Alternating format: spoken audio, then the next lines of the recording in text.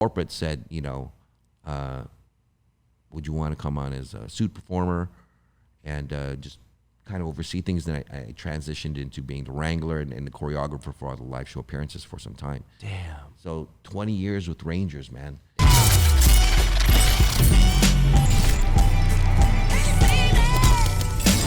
What's up, guys? Today's guest is a martial arts practitioner and a professional stuntman. Please welcome to the JAMCast, Mr. Sonny Sison. Gee. What's up, brother? How are you? Travis. Man, I know my audience is probably sick of me saying this, but dude, this is a surreal moment to sit down with you. Realistically, when was the last time I saw you in person? Maybe? Golly. Did we do Olympus together? Yeah, was that the last time? I think so. So that's 6, 7 years? That's 2013, I think. 8 years ago. Right. My goodness, that is quite a long time because Steve Brown, who I had on here as a guest, that was his first SAG job ever. Right. He's now a stunt coordinator. Right. Time flies and things move fast. Tyron Woodley was with us. Yeah, amazing. He just got announced this morning. He's about to fight Jake Paul in the rematch. Yeah, I don't know if you heard about that. Tommy Fury just withdrew from the match, and so on December 18th, Tyron is stepping in to fight Jake Paul for the second time. Oh, it's interesting where things go, man. A lot of pressure on that one. Yep. I think, last time I was thinking back, like you just asked, when was the last time I saw you? So the last time I was in LA was 2016. Wow. I've been living in the Philippines for the most part for the past, since 2015. 100%. And I came back for like 3 months, worked some of the series stuff in Hawaii. Yes. Then came back to LA to take care of stuff, and then I went off to New York to work on Iron Fist season 1. Yes, okay. With some of our brothers we've had on the show. Yeah, what's pretty cool was with that project, with what we did for Olympus Has Fallen, it's cool to see stories and content out there that allows us as a total community of Asians to work. Yes. And we all know each other to some degree or other. If it's not first person, it's like 2 people removed. Yes. Right? So to work with everybody is really fun, and everybody taking care of everybody. So like, for us coming out to Olympus, Lynn Oding brought me out. Yep, same here. So I remember getting a text from Lynn, and he goes, "Yo, are you free? Want to bring you on for this project?" I'm like, "Yeah, cool." He goes, "Just want to pay it back, man." I go, "For what?" He goes, "When I first came out to LA and you put me on some of those live show stuff," I was like, "Dude, you're just my boy, and I saw your skills, and it feels good to be able to hire friends, right?" Dude, that is one of the best transitions ever, because literally I was going to start this off by thanking you, because for a lot of people that don't know, you were instrumental in so many people's careers back in the day in what you were referencing with Lynn, and even myself included. You used to wrangle the Power Ranger live shows. So I have to thank you, man, because back before my career really launched, so to speak, that was one way that I was filling a lot of time and just making money on the side, is going in the suits, going around with you to events, and just making appearances as the Rangers. Interestingly, Rangers is my film school.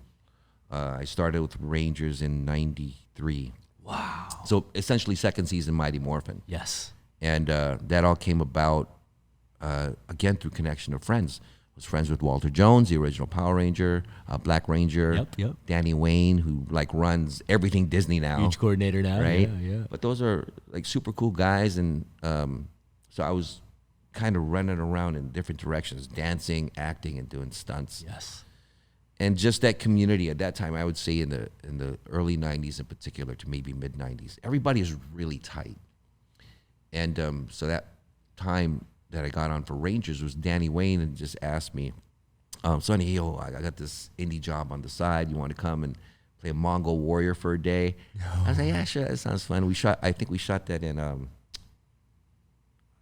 was super cold. I forget, maybe Alpine or Angeles Crest or something like that. But it was in snow. Yeah, yes. Right. So get on set, and Jeff Pruitt, who was then partners with Koichi in Alpha Stunts for Rangers, was like, "Hey man, you kind of look like Mark DeCosco. So like, here we go. But I'm like, that's a compliment. That's not a bad right? thing by any Mark means. is a very much like a big brother to me in this industry.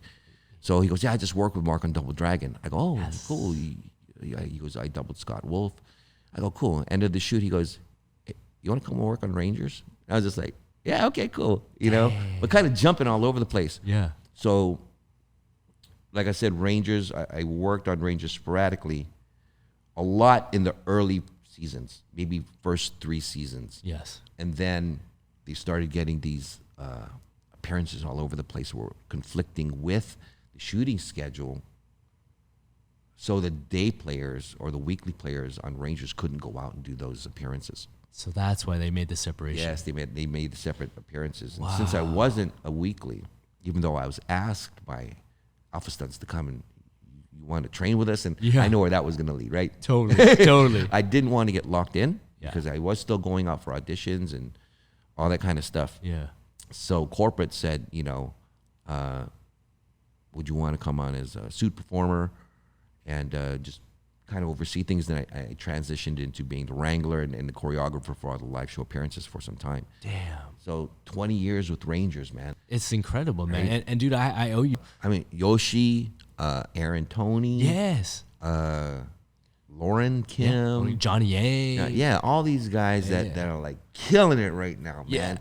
They were just super cool guys. Zen Wuku. Yes. You know? Legendary urban ninja. Right. Malai, the Monkeys, all those guys that ended up doing Ranger appearances. And for me, I always looked at their character. Yeah. Like, are they cool people to work with? Of course, naturally, their skills, right? Everyone's skilled. Right. But Rangers is a very specific thing. People think that you put the suit on, you start throwing punches and kicks and stuff like that, you're automatic a Power Ranger. No.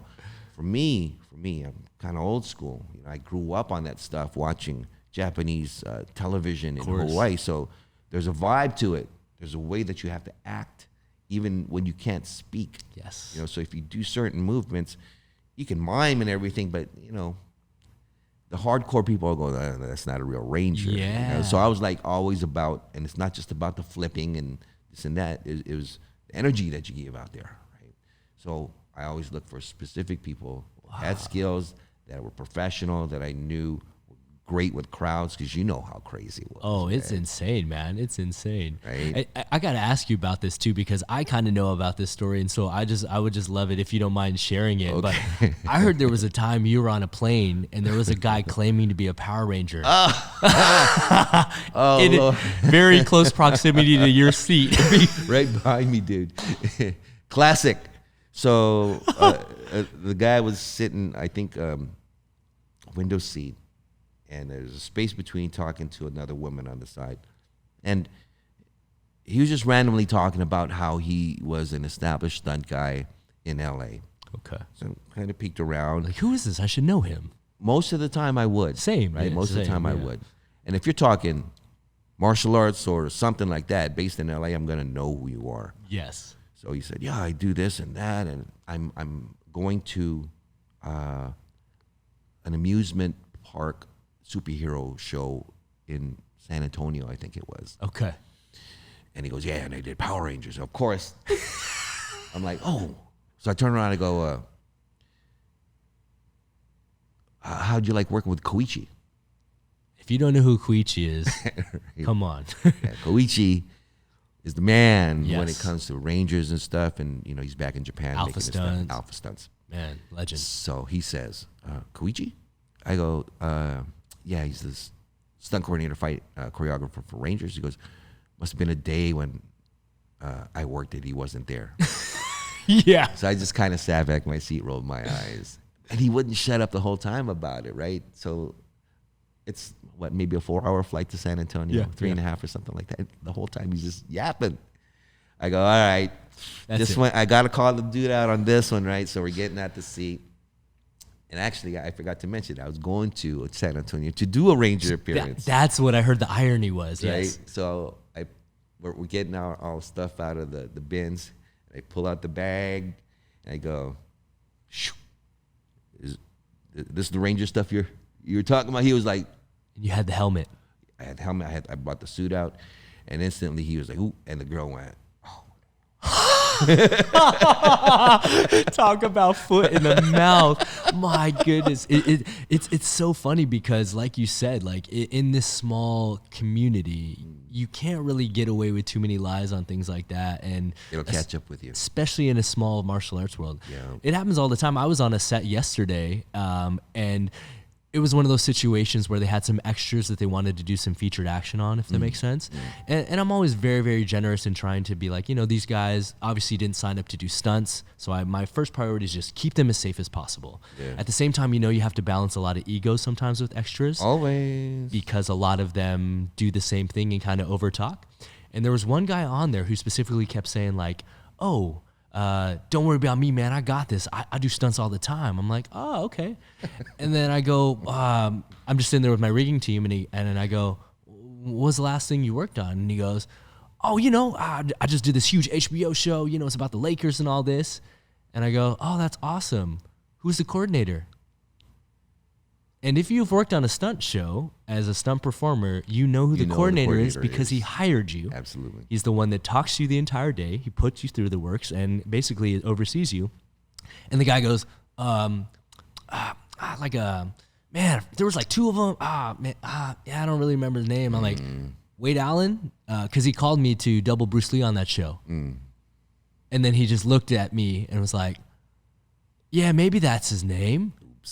And I'm like, man, you can't lie in this business, brother. Oh, it's way too small, especially when you get to a certain level. I know people have done that, and some actually have gotten away with some stuff. Very much so. But eventually, it's going to come back around.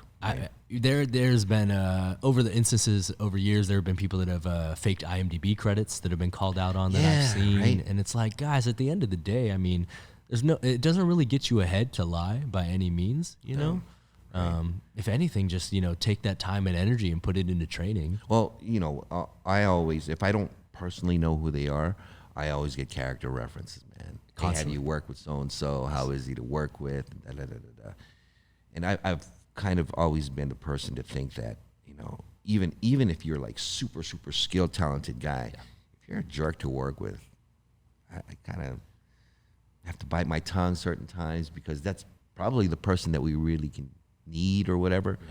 But if I have a choice to hire a good character person over a super skilled person, I'm going to take with good character person. 100%. I give that advice to a lot of newbies, especially on this podcast. I say, like, obviously skills are the most important thing in our business as far as being safe and able to do your job. But I say a lot of these guys that end up going on long runs is simply because their personality blends well and meshes with the team, that people are like, I'm willing to be around this person for a certain amount of time. And they're not going to rub me the wrong way where I'm going to want to kill them. You know what I'm saying? So, yeah, right? Yeah. So especially newbies coming into the biz, it's been that way forever. Even recently, someone asked me, how do I get into the industry? I'm like, you got to be specific about what you want to do. Yes. Because the industry has a tendency to put you in a box. Yes. If you do stunts, you can't act. Yes. If you act, you can't do stunts. Supposedly. Supposedly, right? Yeah, but totally. there have been crossover times where, in my experience, I've gotten more jobs as an actor doing stunts than I ever did when I was going out as an actor. Wow. Yeah. Just having that toolkit in your back pocket. And the skill level of what people are coming into the industry with. Like, I was going to touch upon this when I was looking at your sign outside. I was sort of anti-tricking when tricking was coming up because I come from a practical martial arts background. Course. Tricking is fully aesthetic. 100%. But then I had to stop myself and look at it from a different perspective.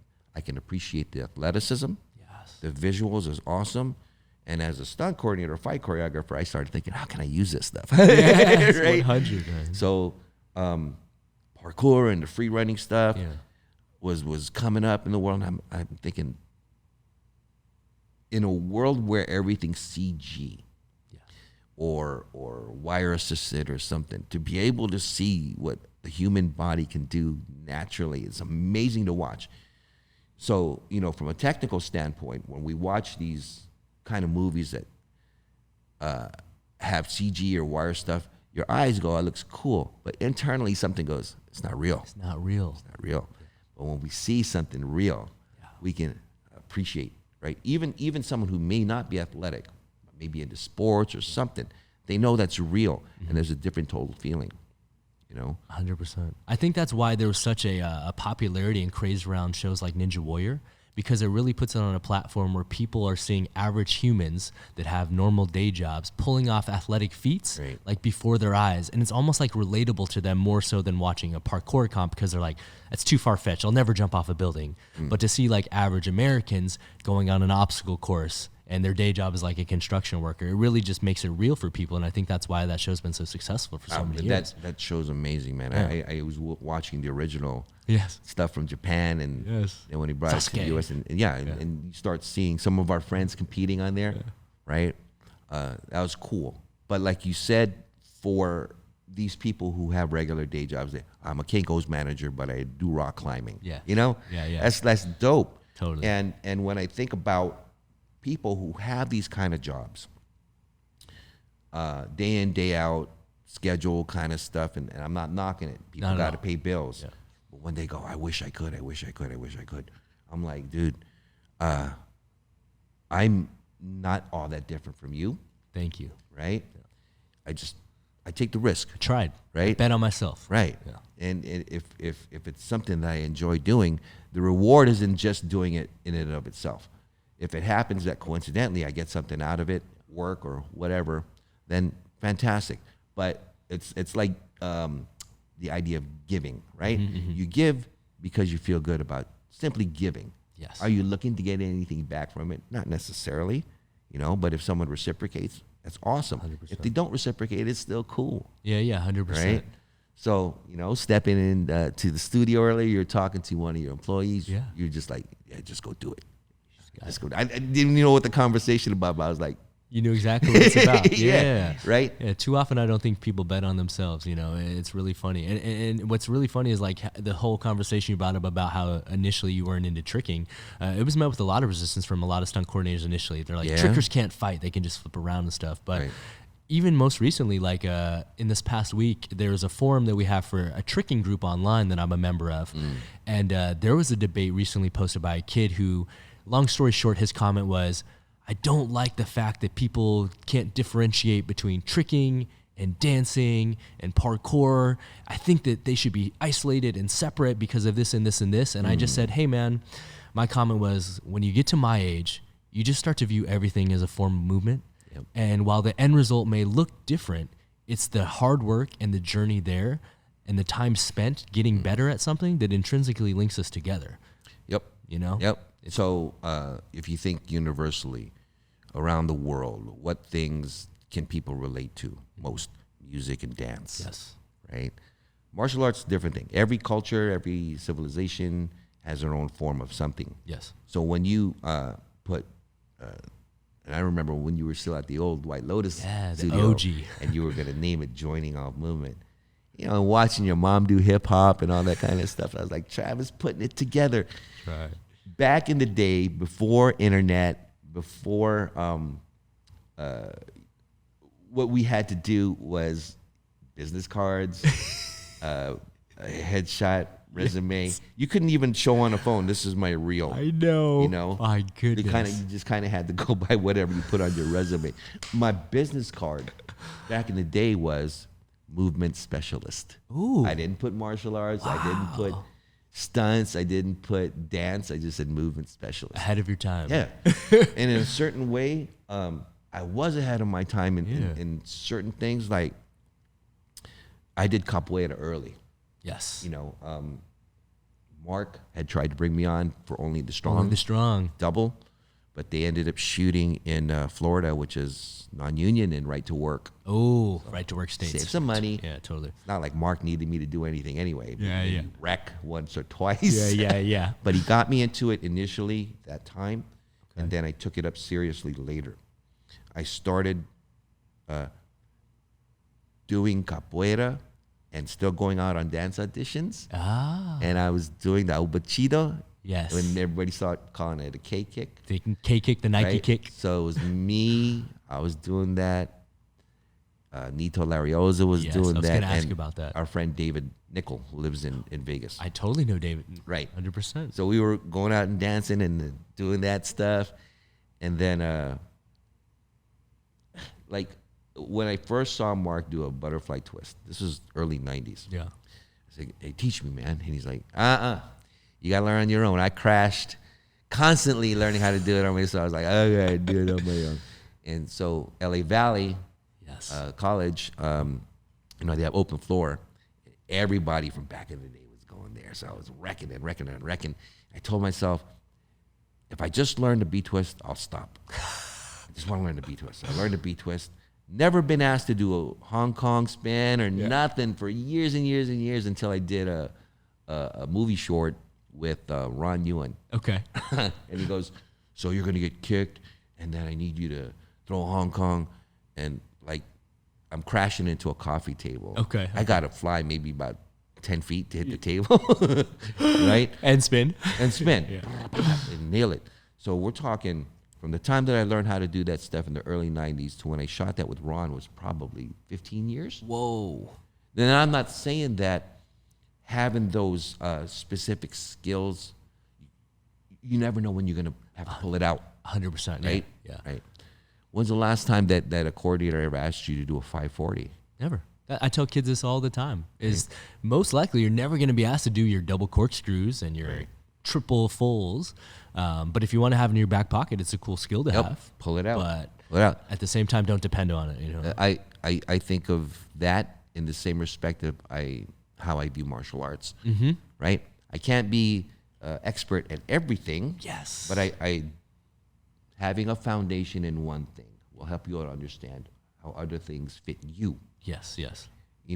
So if you have never worked a certain technique or a certain scenario and you don't know what to do in that situation, how are you going to get out of it? Yes. 100%. 100%. So you have a lot of stuff. You have your core stuff that you know you can do, but given a particular situation that you don't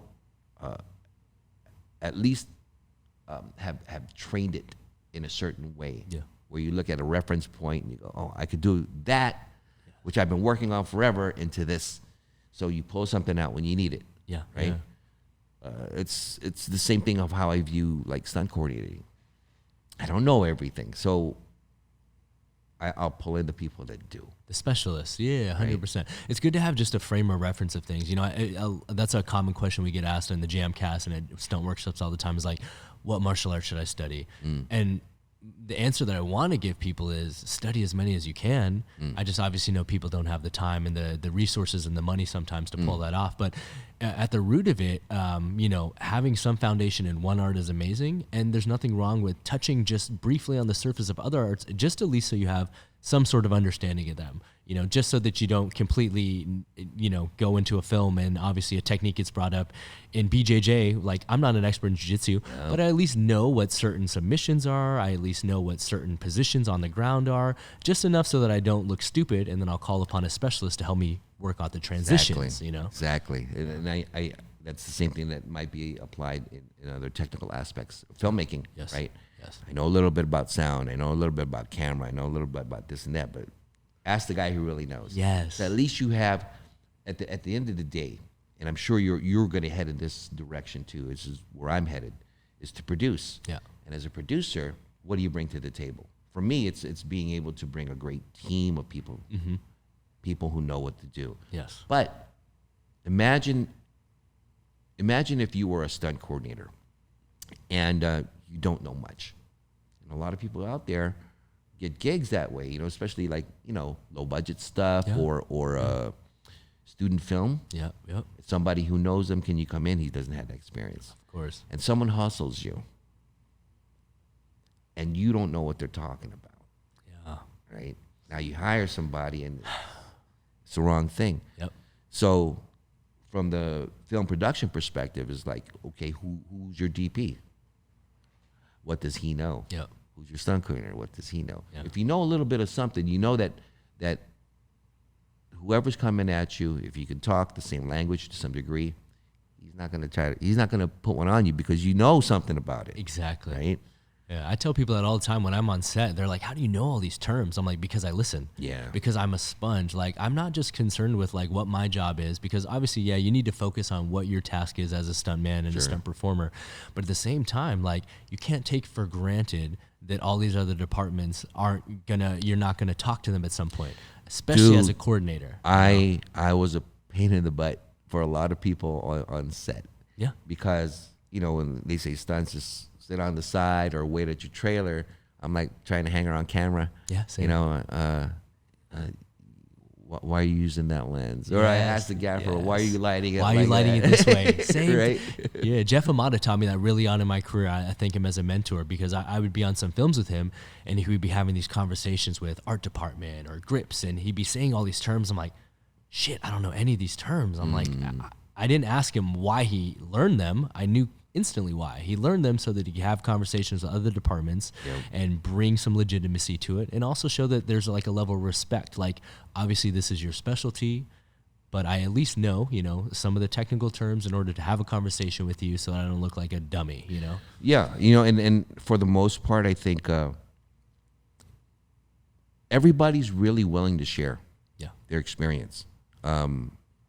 When I worked on Act of Valor, Shane Hurlbut was the director of photography. This is the first time I saw people, they were using 5Ds and 7Ds. Yes. I was like, whoa, what is that? That's a camera? Yeah. That's what you guys are shooting with? He goes, yeah, and he was telling me all these different aspects of how you could use it and everything. So I see, how much does this cost? He goes, that's going for about $4,000 for the body. And then I see him put a $20,000 lens on it. Correct. The glass makes all the difference. 100%. Oh, it's so funny, man. I mean, over the course of your career, you've obviously touched on so many different genres of movement that I want to touch upon. But I just have to ask before I even delve into that, what was the origin of your movement journey? Was it martial arts or was it dance first? Do you know, or was it all at the same time? I'd have to say maybe martial arts first. Dance came very close. Okay. And it was interesting because last year, I was still living in the Philippines at the time. My father passed away. And my older brother came out, and we were just, it'd been some time since we caught up. We were talking about stuff. And the question of when we started martial arts, I thought it was when I was 8. Well, I don't want to age myself. I was going to say 19. Yeah. But he goes, no. You started at 4. Really? We were training. We were living in Hawaii. And he was like, we trained over here in Waipahu in this system. And I go, then like certain, clouds started, like mist started separating. I go, yeah, I kind of have some vague memories about that. He goes, you don't remember? You weren't feeling well, and Mom dropped me off at the class, and you were going back with her back home. And then when you guys were on Kamehameha Freeway, you leaned against the car door and you fell out while it was going. I go, yeah, that I remember. Yeah. Oh, maybe the start of my stunt career. Wow, that's crazy. Right? That is so crazy. And so like that started that long ago. Okay. And then, but you see, I got serious around 7 to 8 years old. Okay. But my stepfather being in the military, we were constantly transferring mostly between Hawaii and San Diego. That one year we lived in the Philippines. Okay. Moved back to Hawaii. Then eventually my teens we moved to San Diego. Okay. But the Japanese television stuff in Hawaii, giant robots and Yes. the precursor to Power Rangers was a series called Go Ranger, 5 Rangers. Okay. That was a series. I'm not sure if you're familiar with Kikaida, half man, half robot. I'm not. I'm not by name. Yeah, I would be lying to say I am. Yeah. Okay, another Japanese series that for some reason in Hawaii that was just huge. Okay. So that was my exposure to all that stuff. And then back then, drive-in theaters was a big thing. Yes. Right? So I did see Enter the Dragon. Okay. At the movie theater, a movie drive-in. I did see 5 Fingers of Death at the movie drive-in. Wow. So martial arts to me, initially, I was just attracted to the movement the same way people might look at ballet and go, wow, that's awesome. And I think part of it is not just the aesthetics of it, but the understanding of athleticism, and the training that goes behind it. 100%. Really attractive to me. So you doing, joining our movement, and I was like, I just hope that more people could see that in the world. Yes. There's cultures. Capoeira is one. Mm-hmm. Arnis Screama is another. Masoyama, founder of Kyokushinkai. Yeah. One of his quotes is, "If you do not love music, you will never be a good karate man." Really? Yeah. No way. Right. Okay. Right? It was Nobuyaki. Yeah. He told me that Masoyama thought the second best martial arts in the world was capoeira. Really? I was like, whoa, What? who would have thought? Yeah. Completely different stylistically. Right. So the beauty of just movement Yes. was always attracted to me. So everything crossed. Martial arts helped dance helped martial arts. Okay.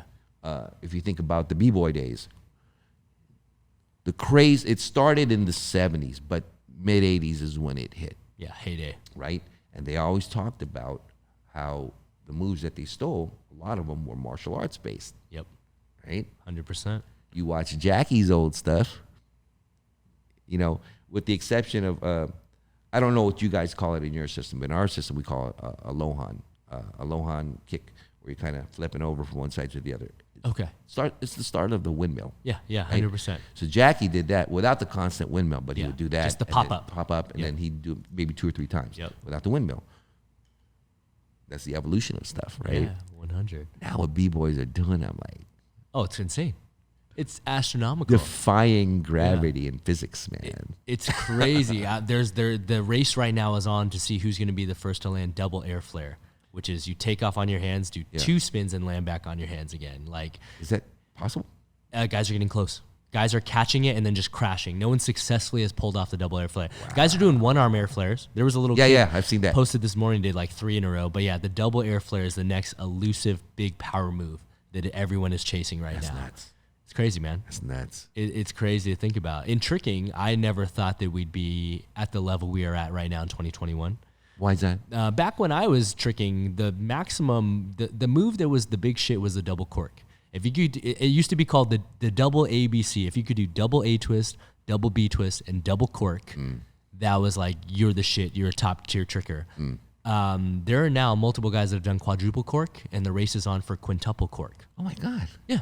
Can you believe that? Quintuple cork. 5 spins. 5 spins off of one leg.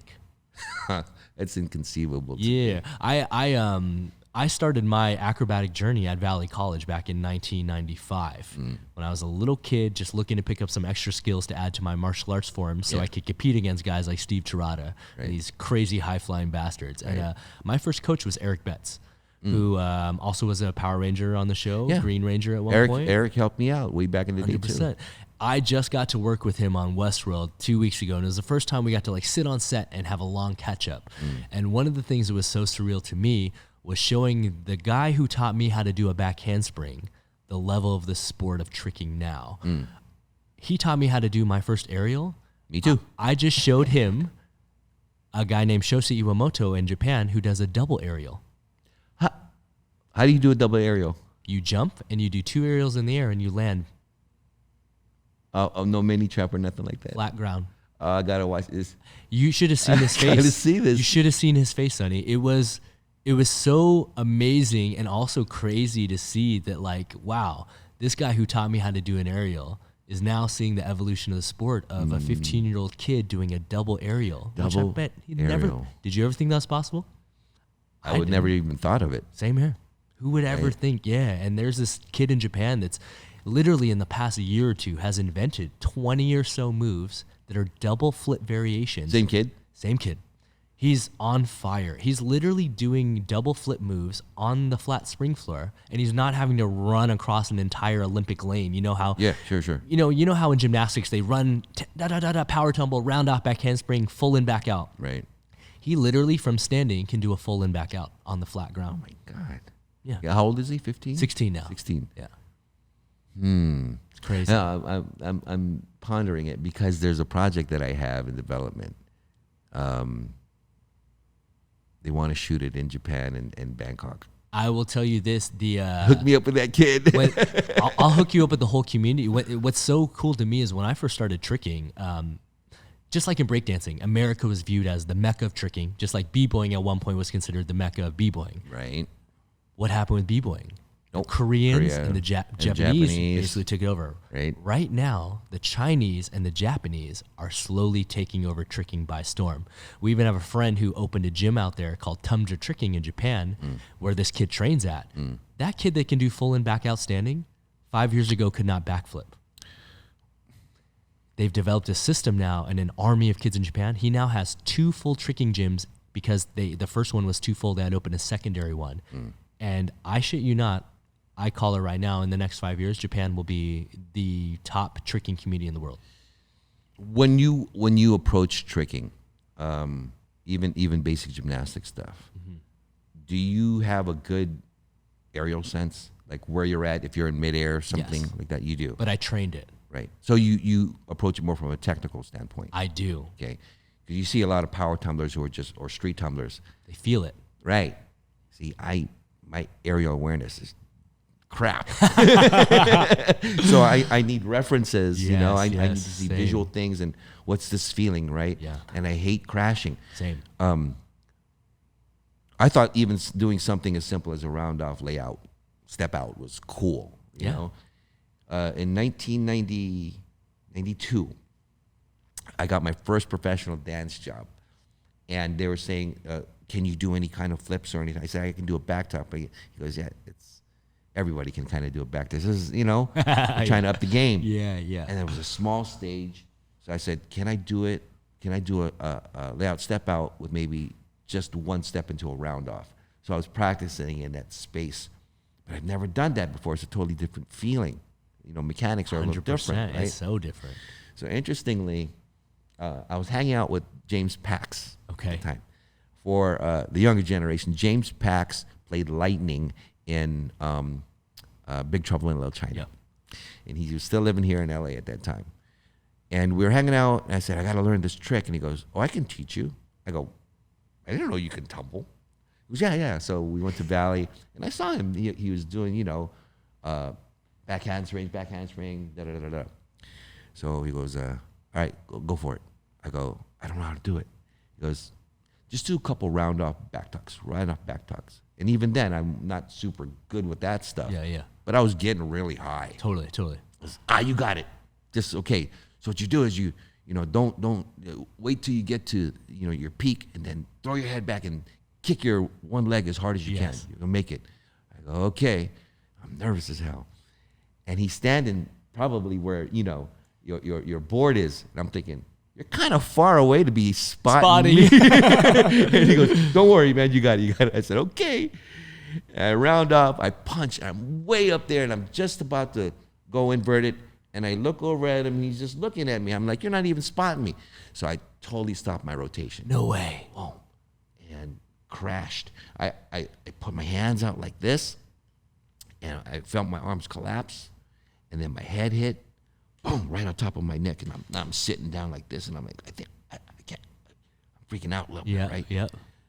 My neck was stiff, and my whole body stiffened up. And then I went to touch my head, and these 2 fingers were bent over this way, man. No way. Totally dislocated this way. No way. And then I kind of went into shock a little bit. Yeah, of course. I'm like, James. And he comes over, he goes, oh, it's this dislocation. Snaps him back. Tuck. I go, I gotta go home. I got ice this. He goes, that's Western way. You got to put it in hot water. Yeah. And now they're not straight anymore. To this day, they're not straight. Oh my God. So end of the day, I didn't learn the trick, and I just ended up doing a B twist. Oh my God, that is so good. Shout out James. Thank you, James. Man, that is so funny, man. Yeah. So over the course of your career, obviously, as we've talked about, martial arts has been such an inherent part of your life. But I also know one of the things that's bound us together, we used to have a lot of conversations about, is hip hop dance and our love for the culture. And we have a lot of mutual friends that are old school poppers and old school lockers. And it's not the same thing for those out there that call it the same thing. So please don't say it's the same thing. Popping is completely different than locking. They're totally separate art forms. One thing that I've always wanted to ask you about that we've never got to really speak at length about is how did you get the chance to perform with Michael Jackson? Oh, gosh. Right time, right place, right mentality. So my background as a dancer was I was a street kid, street dancer, you know. No formal classes, self-taught basically, right? Well, I mean, you know, back in the day, like I said, in the height of b-boying in the mid-'80s, I had a crew. Okay. Right? Oh, yes. Dog. High school kids, and we go challenge everybody else, whatever. The best thing I could do at that time was, you know, windmills. Yes. But I'm more of a popper. Yes, yes. I learned locking much later. Yeah. With really top level guys. I became a professional dancer in '92. Okay. By the simple fact that when I was working at the Conan Stunt Show at Universal, I was clowning around on stage, and one of the other performers goes, "You should go find an agent because hip hop or street dance is really hot right now." I go, "Really?" They're like, "Oh yeah, Paul Abdul's combining technical jazz dancing with street moves." Yes. So randomly, I just looked for online. So I just looked through the Samuel French Agents book. Okay, let me call this place. No way. Right? I got with LA Dance. LA Talent. Okay. And I met with them. One of the co-owners happened to be from Hawaii, so we talked story again. And they're like, "Well, we love your personality, but we got to see you dance." So we're having an audition for potential clients we'll rep. Okay, yeah, totally. Open casting calls like they have. Yeah. Yes. So I'll try to go through the sequence leading up to Michael Jackson. Yeah, please. Okay. So 92, got to remember this. I go to the audition, and the guy who's running audition is a guy named Charles McGowan, who was he's a legend in Broadway and jazz. Okay. He was running the show. I had no technical training whatsoever. The first 8 count is a jazz walk across the floor. I go, "What's a jazz walk?" Yeah, right? I see everybody slinking over. I go, "Okay, I can fake that." Okay, yeah. The second 8 count was like funky club moves. Okay, I got that. Yeah, So I started doing it, and they kind of full out. Charles goes, "Okay, you guys see how this guy's doing it like him." Now, all of a sudden, eyes are my on future you. agents are like looking at me. Yeah. The last 4 counts of the audition was straight ballet, and I was like, "I'm in trouble." I'm in trouble. Oh, yeah. But I looked at stuff. I go, "Okay, it looks like kung fu. Let me do it that way." How can I relate this here? Right. So I end up getting through the audition. They liked me. That first year, I probably only did maybe 2 or 3 jobs. Okay.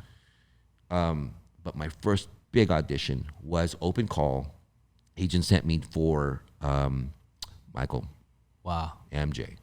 And they were only replacing one dancer who eventually Jamie King got. Wow. Legend. Right. Holy Right? crap.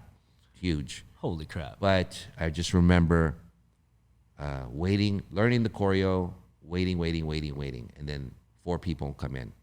2 up front, 2 in back. You guys do the choreo, switch. 2 up front, 2 up back. My agents happened to be sitting there because they work with Kenny Ortega from a movie they did back in the 70s called Xanadu with Olivia Newton-John. No. So they had a pressure performing in front of my agents again for the biggest freaking artist In the Kenny world. Ortega, right? So we do the numbers, we switch, we come back, and Kenny's like, "Then give me some thought. Let me give it some thought." Maybe about 30 seconds. He goes, "Okay, Sonny, please stay. Everybody else, thank you." I was like, "Whoa, what just happened?" Pulls me aside. He goes, "I can see your background. I know it. I love street dancers. They have great energy. And I just encourage you, go take technical classes. Go take jazz. Go take ballet. Go take tap." I never took tap, but I took ballet for like 6 months straight. And then jazz classes at Tremaine's and at Edge, Okay. which are non-existent anymore. Yeah. Fast forward to, that was 92. Fast forward to 1994. '93 was a good year for me. I'm starting to get out. The dance community again was pretty tight. Yeah. We were really tight, really good friends with everybody at that time. Still didn't work a lot, Okay. but enough significant gigs that people started to notice. But more than that, I made great connections on a really friendship level. Not talking about business, but if I saw a random guy out in the street, I'd be, yo, what's up? We just talk story, right? So, okay, 1994. I remember this. Coming back from a martial arts class, I just took Kung Fu. It's summer. Okay. It's freaking hot. Yeah. I just 2 hours straight of just hardcore horse stances and blah, blah, blah. I get home and my pager blows up. I call back. My agent says, so Courtney Miller, he's having an audition in LA and he's only seeing maybe 8 guys, Sonny. You're on that list. Yeah. So you got to go back into Hollywood. And I'm thinking to myself, oh, man, I'm tired. It's hot. Do I go? But I was like, you know what? If Courtney asked for me to come or whoever it was that asked for me to come, I need to go. Yeah. Right? Yeah. I get there. Courtney goes, all right, here's the deal, fellas. I'm just going to show you 6 moves, put you on tape, send it to New York. All right. If you get it, you'll know by 4 p.m. Boom, boom, boom. Hit it, whatever. 4 p.m. comes around, no calls. Right? I'm like, okay, I'm going to go get a bite to eat. I leave the house. Pager starts blowing up. I get home. I have a couple messages and call back.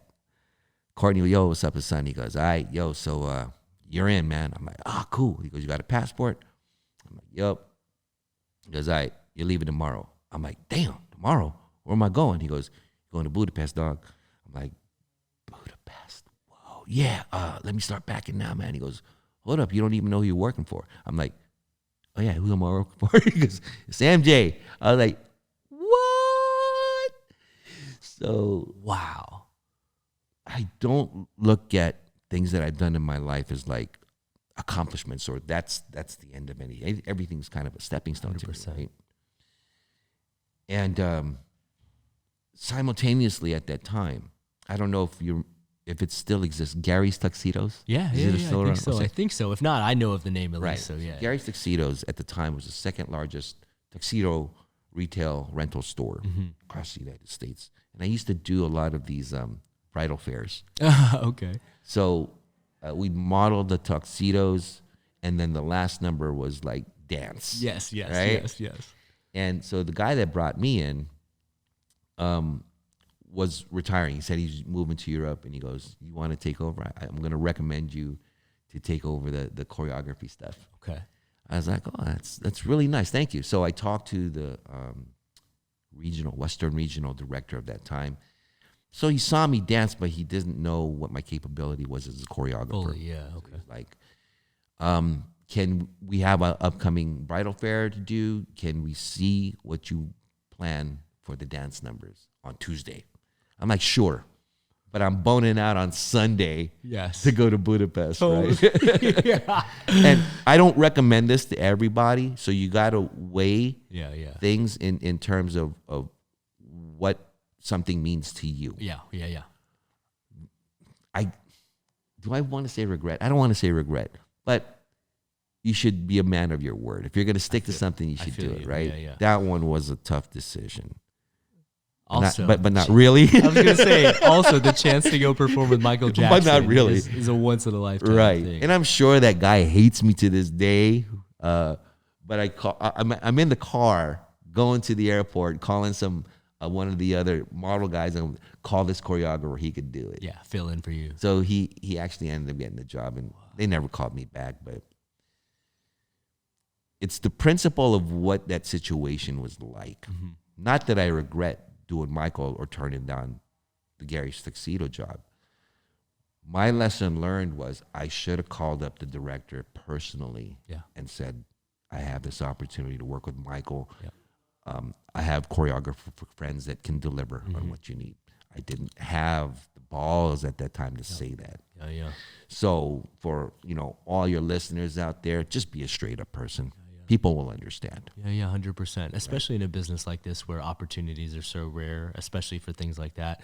Sometimes you can explain it and they may even cheer you on or support the decision. Exactly. You know what I'm And I saying? think, like I said, most people are open to do that. If not, at least you're honest, you know, and you, if someone has an issue with it, it's no longer your issue. Yeah, it's on them then. Yeah, it's on the level, exactly. Man, that is incredible. So that's the MJ story, right? After that, you go, who do I dance for next? Yeah. Right? And I kind of was really leaning more towards stunts now at that point after MJ. I was still very serious about martial arts, so I didn't want to spread myself thin. I still had an acting agent with all the Ranger jobs that were taking me out of town. He was getting upset at me because he said, you got to stay in town in case I got to call you for a last-second audition. I said, yeah, but you know, I need to pay my bills. Yeah. And at least I'm doing a job that I enjoy. At that time, I realized the sacrifice that people have to do for any choice of craft. You know, what sacrifices you have to make. Why there are so many waiters and bartenders that are actors. Trying to make because, you know, and I don't want to take that for granted because I've been very fortunate to have been consistently working over 30 plus years. Yeah.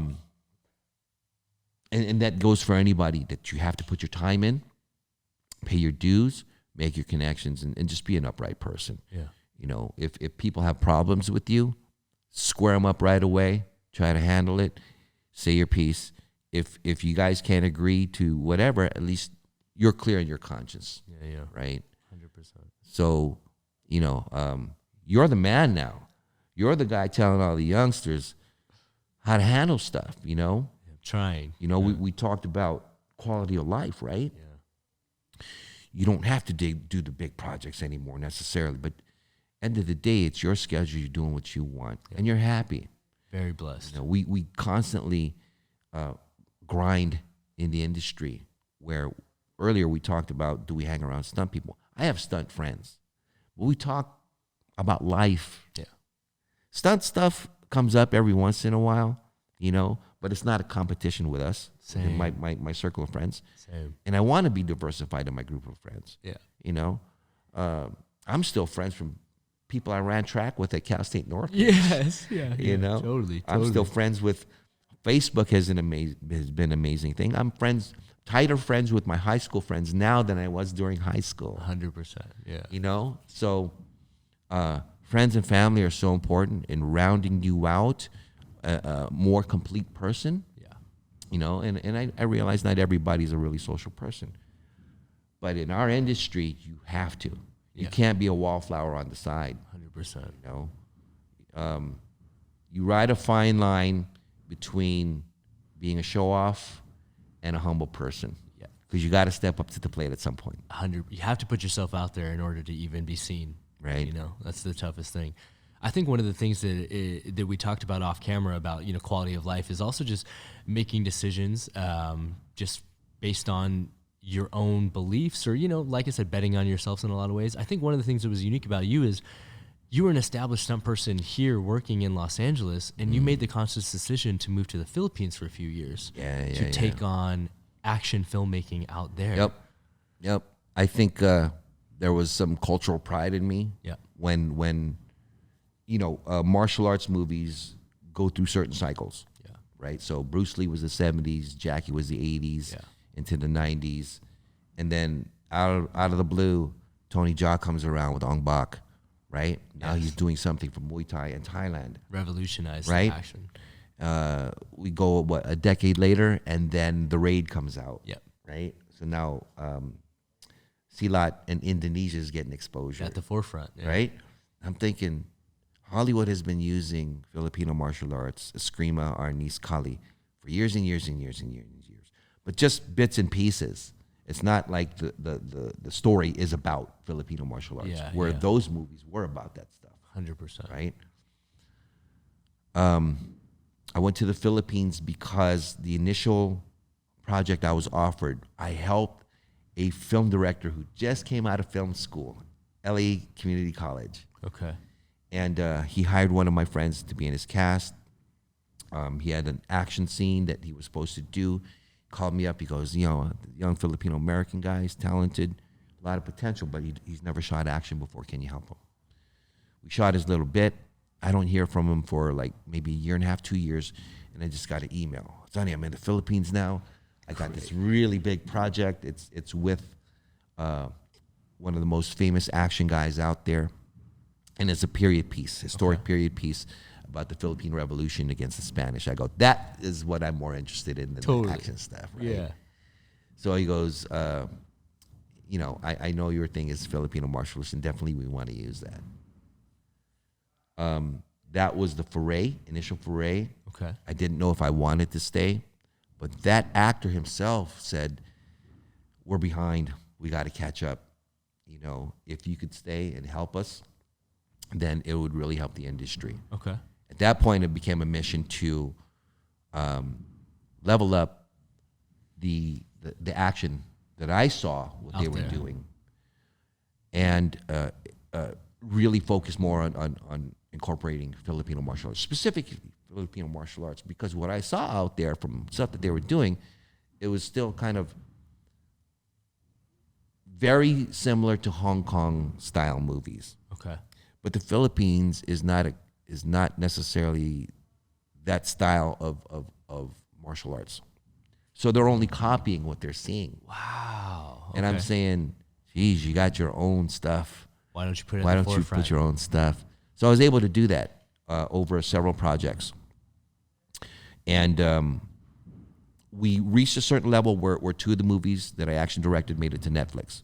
Fantastic. Now we're getting global recognition. There we go. Right? And then the next move was to start bringing SAG movies back to the Philippines. Because prior to that, the last SAG movie that shot there was Born Legacy. Yeah, I think so. Jeremy Yeah. Renner, right? Yeah. But they weren't coming through. So my goal was to like bring SAG movies. And before I left, we actually were in the mix of doing something that was SAG that we were going to shoot there. Wow. Okay. But ultimately, pandemic really affected the industry. Everything shut down. Understandable. So, and my health was not so good. Partially, work conditions were extremely difficult. We're talking about a developing country, right? Comparative to Hollywood glitz and Yes, glamour. absolutely. Yeah. Protocols are different. Ways they shoot are different. There are no unions, so I don't think I worked any less than a 17-hour day on any day that I shot over there. Jeez, Right. Louise, yeah. Overpopulation, congestion, so in the past 5 years that I lived in the Philippines, I've been more physically sick than in my entire life. Yeah. I go, quality of life. I said, I got to move back to Hawaii, man. Okay. Right?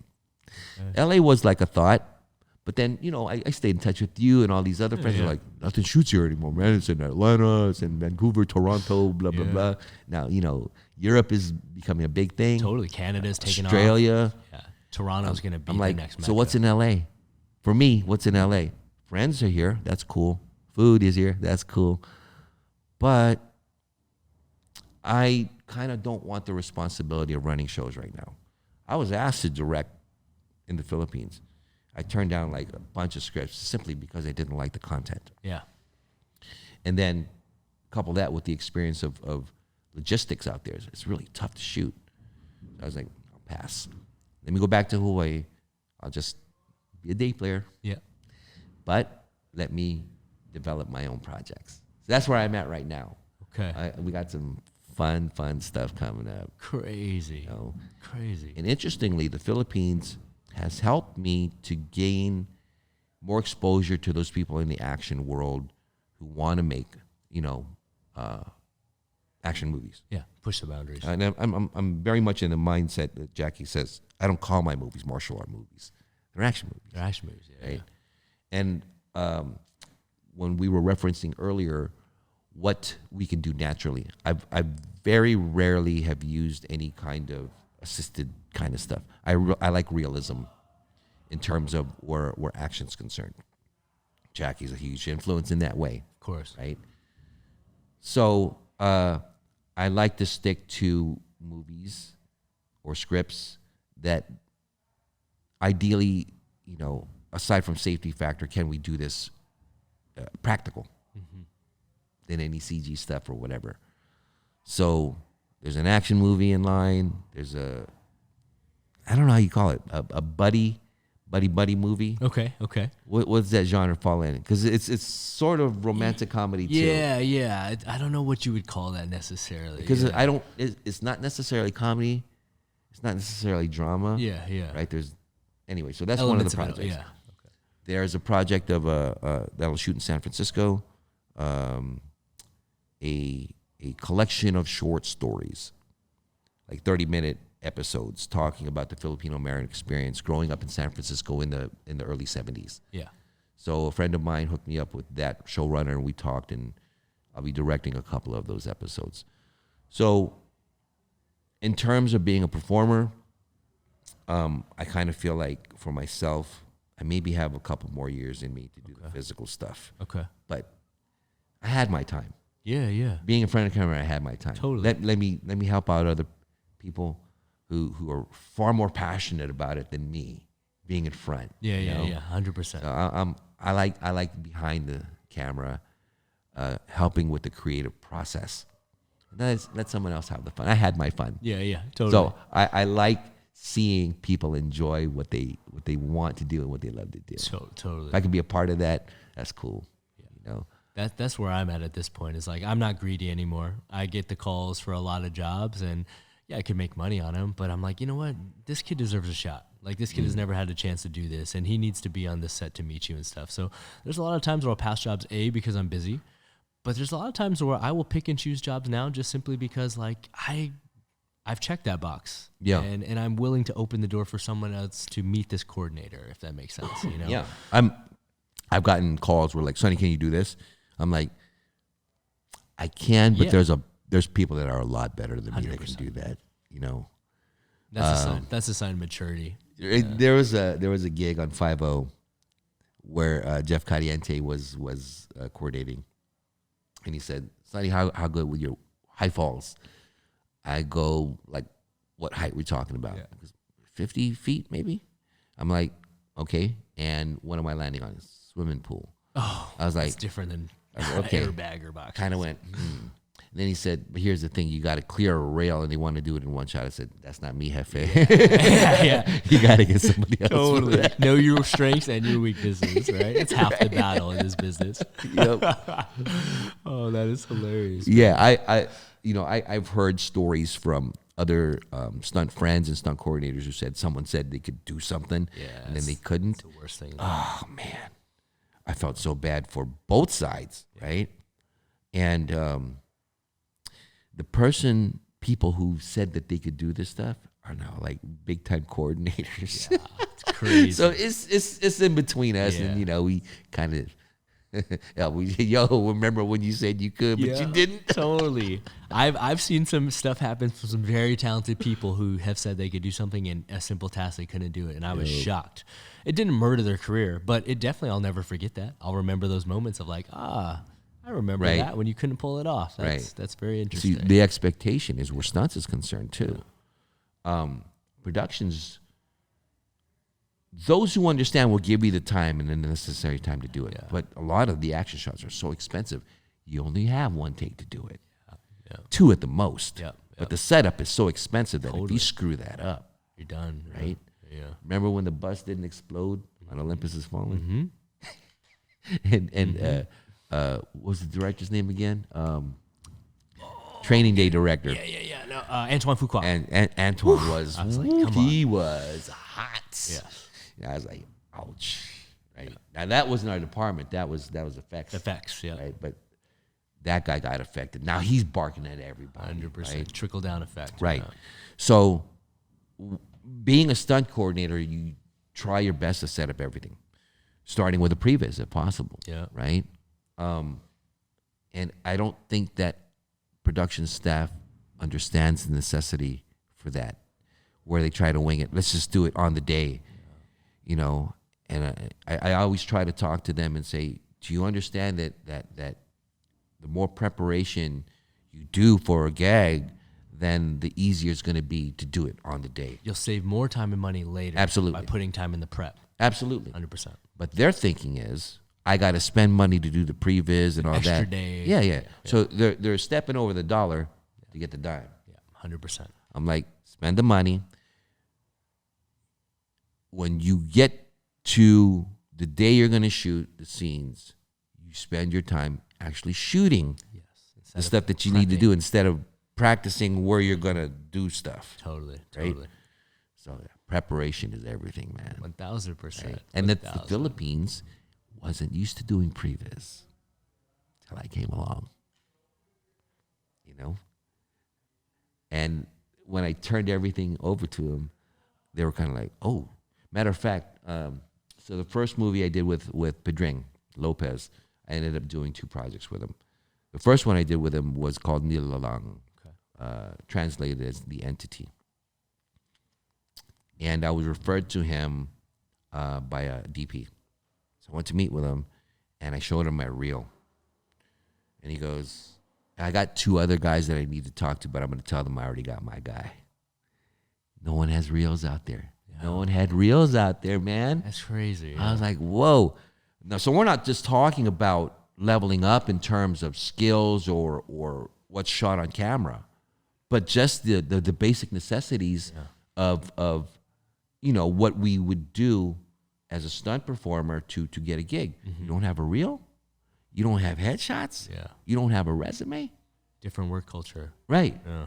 And I understand, it's kind of like, oh, it's my boy, bring him on. Or there's tons of stunt groups out there, individual stunt groups that, whoever runs the crew usually hires people from his group. If they fill all the positions and still need more people, then they'll outsource it to other people. Yeah. Very, very competitive out there.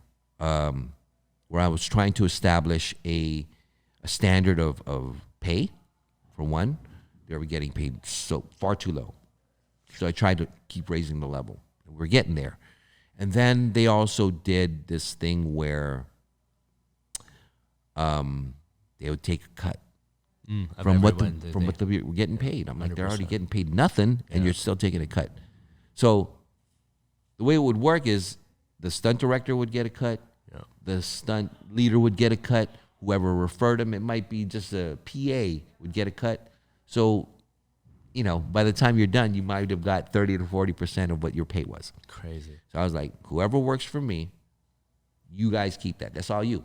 Yeah. I already got my stunt fee. And I had to realize the difference culturally again. That's normal for them. Yeah. I don't like doing that. So I tried to keep my project clean in that way. Yeah. And hopefully that would influence other groups to see that was the right way to do it. Yeah.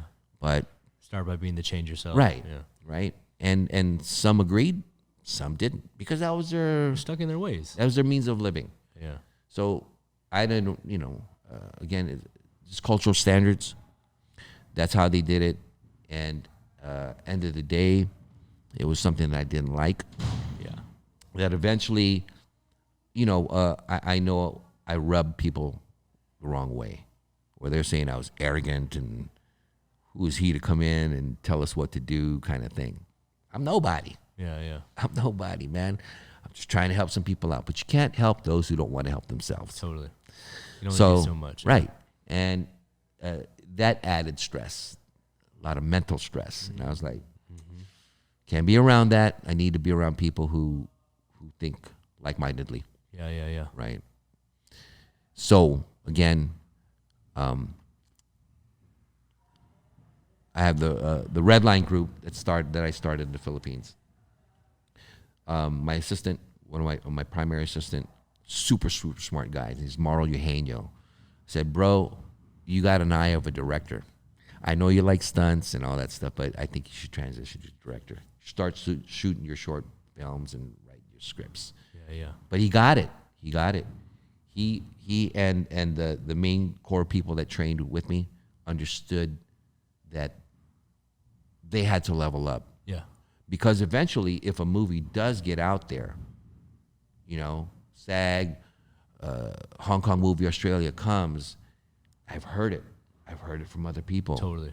that went to shoot there. You know, international production. They're like, the level of stunts here is old, Yeah. right? So what they're asking you to do wasn't something that they could do because they kept training old ways. Yeah. And I still hope that there's the potential. There's still so much potential that can happen there, but they got to open up their minds. Yeah. That's what Hollywood has done for me in that sense of a continual evolution, Yeah. right? Dance the same way, martial arts the same way. If you're stuck in something and then somebody comes along that you want to jump on board with, but you can't adapt, Yeah. right? It's going to be a tough world. You just might not get that gig, period. 100%. Right? So I kind of equate that to me trying to constantly evolve as a person too. Yeah. I mean, I kind of think I'm like the bridge between the newer school stunt people and the old school stunt people. I was like kind of in the middle, right? But at my age now, there's certain things that I have my own standards of. Yeah. But when I come across somebody who has new energy, I'm so attracted to it. Totally. I'm like, I love it, the vibe this person is giving, and they start talking about ideas and this and that. I get interested because I can see that they're passionate about what they're talking about. Yeah. They just may not know how to do it, right?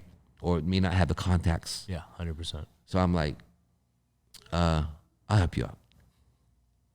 Like, no monetary thing. Yeah. Like, I can turn you on to this person or that person. Yeah. So that's where I'm at.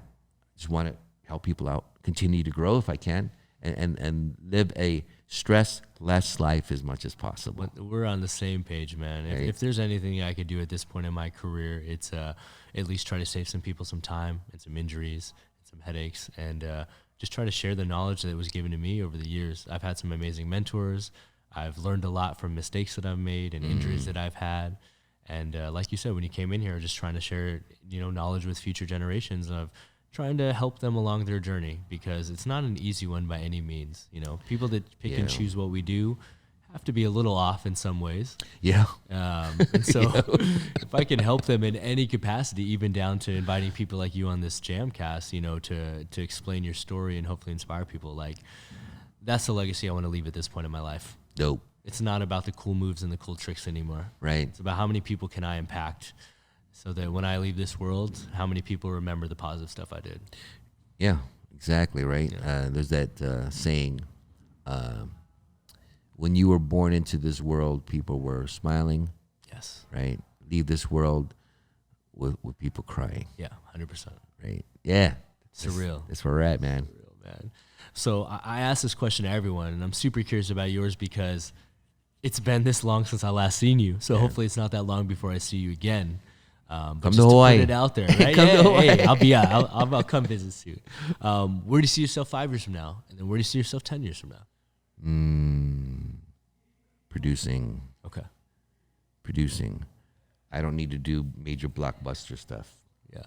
I just want to put something out there that people can enjoy. Yeah. Whether it's purely entertainment for them or there's something that can be motivating, Yeah.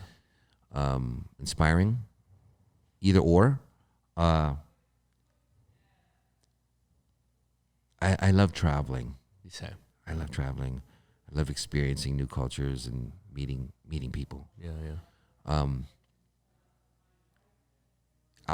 Hawaii will still be home base. From now on, it will be home base. But I've lived out of a suitcase for 30 years, you Totally.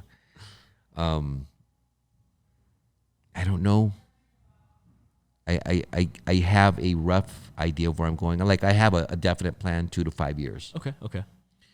10 years, who knows, right? But I'm open. Let's see. Hell yeah.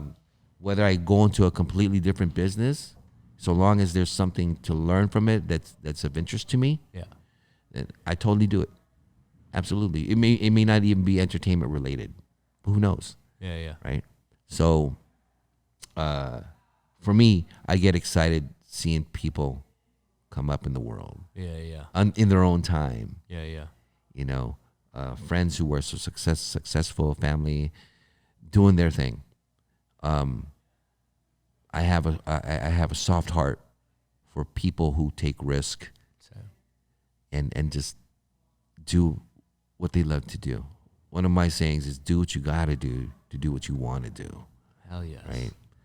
I'm not out to judge anybody.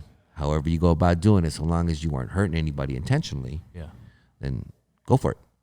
You know, so we were talking earlier before we got on cam about influencing people and how something you might have said to somebody at one point might have just been off the cuff, talking. Then several years later, it comes back to you in a positive way. And I had that experience with this one lady when I was sent down to South America. You know, Power Rangers, Mighty Morphin had a huge touring show in 1994 through 96. In between the time that I was on that show, I left for a short time, and then I was asked if I'd be interested to direct the show down in Buenos Aires, Argentina. And the person who was my interpreter was a super, super smart girl. I said, is this what you really want to do? And she goes, well, you know, jobs are hard to come by. So right now, this is what I have to do. I said, okay, understandable. But I said, I think you're super intelligent. I hope that you know, you find what your passion is in life and really go for it. That was kind of the extent of that conversation. And I got a message.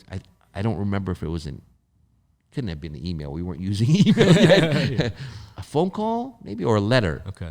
Sonny, this is Florencia. I just want to let you know I'm living in South Africa or somewhere in Africa, I remember. She's saying, and I'm pursuing my degree in nuclear physics. Wow. Because you told me to. Wow. Because you told me to do what I wanted to do. I said, nuclear physics? Right? But I was like, I just want to thank you so much. And I was like, wow. Crazy. The feeling was more than anything I could have expected. Totally. And I just love seeing people enjoy their life that way. Yeah, 100%. Right? Yep. Hell yeah. Well, man, I appreciate it more than anything, man. Just like the impact that you had upon her, you've impacted so many of our lives. Like we started this conversation with, from giving some of us young kids a chance to put on a Power Ranger suit for the first time in our lives and travel the world and make some extra cash. There was one comment. Sorry to cut you off. Oh, you're Chad, good. But you know, when I follow you guys on Facebook and IG, and I always called you guys my kids. Yeah, totally. Right? Someone got upset at me one time and said, "Why you keep calling your kids, man?" Like, you know, I said, "Well, they kind of are. You know, they started some of their careers with Rangers, or it was Rangers was such an influence to them. Yeah. For them to be able to get into the suit and entertain people. Yeah. Many times this was the most valuable thing to me for us as Rangers when we would go do a Make-A-Wish event or a hospital visit. Yeah. You know, holidays, kids couldn't get out. They were sick, this and that. And to see what we could do in these costumes for these kids to bring, you know, a moment of happiness when they're in such pain. Totally. Could I call that bragging? Yes, I could, because that made me feel good. Yeah. That we could have an impact on people's lives that way. So with you guys going out in the suits, I would call you my kids. What parent isn't proud of their children? Totally. Right? That's how I felt about it. Yeah, 100%. So I wasn't like I'm bragging like I know him. Doesn't matter. Yeah, right? So people put celebrity or notoriety like in this level of that's a big thing. It doesn't matter. We're all just people. Yeah, totally. Right? You know, you've been around huge names in the world. And those people at the top of their game are usually like the most chill people. 100%. They have nothing to prove. Right. Yeah. Right. They ain't trying to climb the ladder and, you know, be all flashy and stuff. They just so down to earth. MJ was like that. Now I know a lot of people have their thing with MJ, but I didn't get involved with that. I only know who I am as a person and my direct experience. Of course, with him. yeah. Dude was humble, man. Just and that same humility I've experienced with people in the music industry, in the dance world, in the martial arts world, as actors. You know, shout out to Mark Dacascos. Yeah. To me, he's like such a great role model. Yeah, yeah. You know, people like him, like you, like, you know, Simon. Yeah. I look up to Simon. I remember my first gig with Simon was for High Voltage with Shannon Lee. And my experience with Simon was, you know, I watched Best of the Best before I got into the industry. James Liu was there with us too on that shoot, and I remember I was doing something on like a column. Simon goes, Wing Chun, and I go, it's not Wing Chun, it's Filipino martial arts. And he goes, no, it's Wing Chun. I go, okay, I'm not gonna argue with Dehan. Yeah, 100%. So funny. But over time, you know, Simon has got to be a good brother. You know, some projects we work together, other times we just hang out. And I can appreciate that we just don't have to talk about stunts. Yeah. Like, how's Cindy? How your kids? Totally. You know, that's cool to me. That's cool to me. 100%. Right? It's all full circle. It is. Yeah. It is. 100%. I love it. I almost stepped away from the business. Because I felt a little like, did I hit my peak with this? Because I would sometimes go on set and I go, here we go again. And I don't want to ever feel that way. Yeah. Stepping on a set and feeling like I didn't want to be there. I had to find the passion in me again. Yep. And in all honesty, coming back to Hawaii helped me get grounded again, be around good people. And the visits here in LA, you know, I've just been here roughly 2 weeks. But just to reconnect with people. Yeah, 100%. Those are the things that I cherish more. Stunts is my work. It's my work. It's not my life. Yeah. That's it.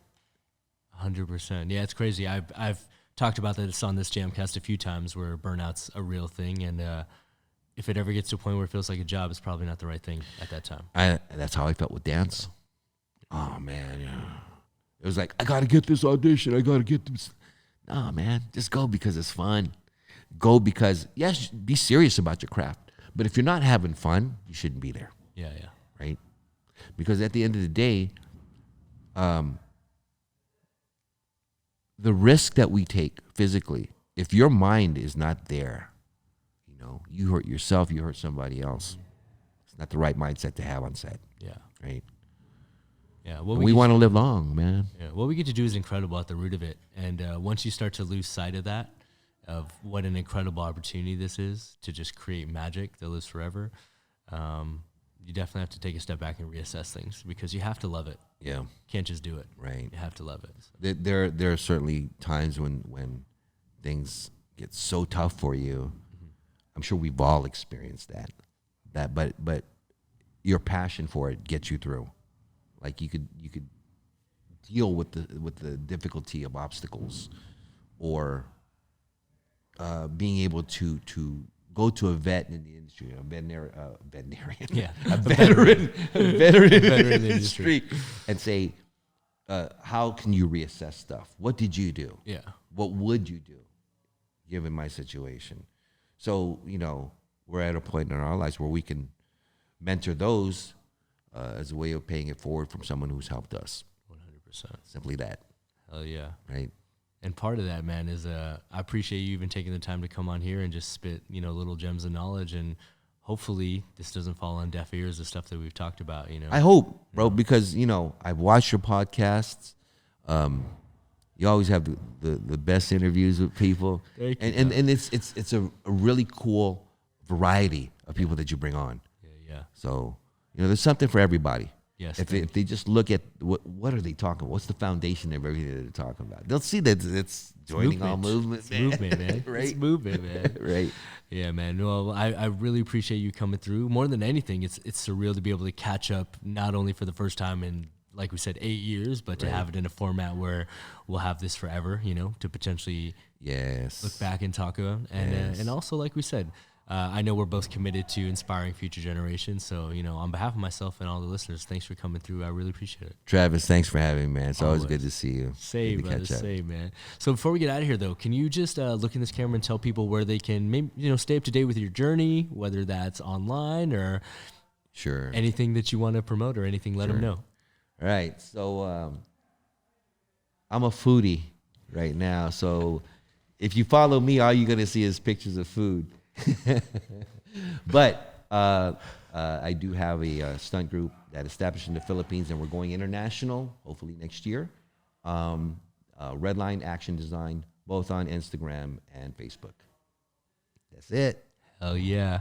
Yo, guys, with that being said, please be sure to hit that like button, comment, subscribe for brand new episodes each and every week. Join us every Monday for Jam Breakdowns and every Friday for brand new JAMCast, interviewing influential members of the movement community like Mr. Sonny Sison himself.